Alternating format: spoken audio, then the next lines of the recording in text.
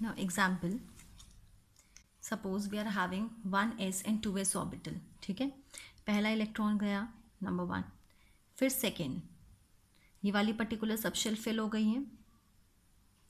Next we will go to next subshell, 2s में जाएंगे. 2s फिर पहले हाफ फिल्ड होगा फिर फुल फिल्ड होगा. Similarly then if I want to fill the next subshell that is p, तो p में भी पहले ये जितने भी इसमें ऑर्बिटल्स हैं ये पहले सिंगली ऑक्यूपाइड होंगे, हाफ फिल्ड होंगे, फिर जाके ये फुल फिल्ड होते हैं. ठीक है, so this is होन्स rule of maximum multiplicity. It states that कि कोई भी सबशेल के जो ऑर्बिटल्स होंगे पहले वो सिंगली ऑक्यूपाइड होते हैं, फिर हम उसको डबली ऑक्यूपाई करते हैं. Now we have to do electronic configuration following above principle, Pauli exclusion principle and Hund's rule of maximum multiplicity. Now starting with lithium, atomic number of lithium is 3. Now the orbital having least energy is 1s. First we will fill 1s orbital. 1s, 2, next is 2s. How many electrons are left now? 1, 2s, 1. इसका configuration क्या होगा? 1s2, 2s1. This is 1s, 2s, 1s2 and 2s1. Similarly अगर carbon का करेंगे it will be 1s2 then 2s2, कितने बचे हैं? 2 और, तो 2p2.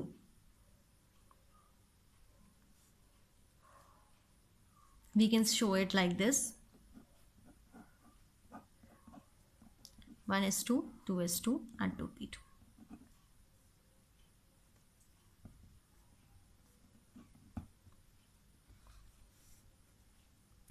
In case of oxygen, 1s2, 2s2, how many are left now? 2p4. 1s2, 2s2 and 2p4. कैसे fill करेंगे? पहले सबको हाफ फिल करेंगे, then we will then full fill. Now 1s, 2s and 2p. Now this is the basic electronic configuration how we can do for every element. Now there are some exceptions, like there is exceptional configuration of chromium and copper. In case of chromium, its atomic number is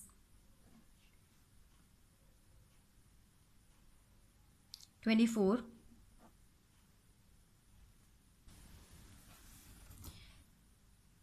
Now atomic number of chromium is 24. So 1s2, 2s2, 2p6 कितने हो गए? It is 10 completed. 3s2, 3p6, 4s2 and 3d4. This should be the electronic configuration for chromium, but it is not actually the case. ऐसा होता नहीं है, और इसका जो configuration है वो ऐसा होता है 1s2, 2s2, 2p6, 3s2, 3p6, 4s1 and 3d5. ठीक है, दिस इज बिकॉज अगर हम इसमें कॉन्फ़िगरेशन देखेंगे तो जो 4s है इट इज़ कम्प्लीटली फिल्ड, और जो 3d है उसमें सिर्फ कॉन्फ़िगरेशन कैसा है? This is 4s and this is 3d. ये कम्प्लीटली फिल्ड था और ये कैसा था? It was having only 4 electrons. ठीक है, तो जनरली जो half filled orbitals as well as full filled orbitals जो होते हैं they are having extra stability. वो किसी भी दूसरे ऑर्बिटल से ज़्यादा स्टेबल होते हैं, बिकॉज 2 रीजंस होते हैं. नंबर 1 क्योंकि वो सिमेट्रिक होते हैं पहली बात, एंड सेकेंड दैट इज़ इनकी एक्सचेंज एनर्जीज काफ़ी हाई रहती हैं. ठीक है, एक्सचेंज एनर्जी मीन्स कोई भी ऑर्बिटल अपनी कितनी पोजिशन एक्सचेंज कर सकता है. Now see here,